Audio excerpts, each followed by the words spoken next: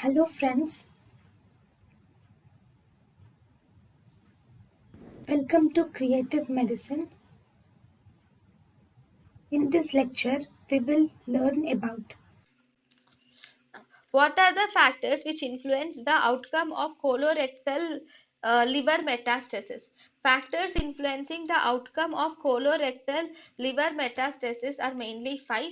They are: if the lymph node size is more than 5 centimeters, or disease survival disease free interval is less than 1 year, or if lymph node positive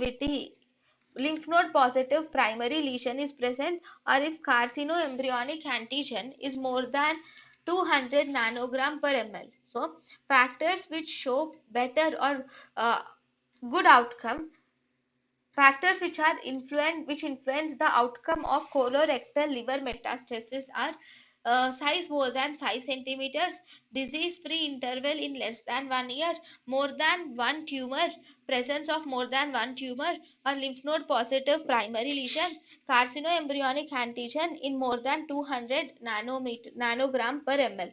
So all these are the factors which influence the outcome of colorectal liver metastasis.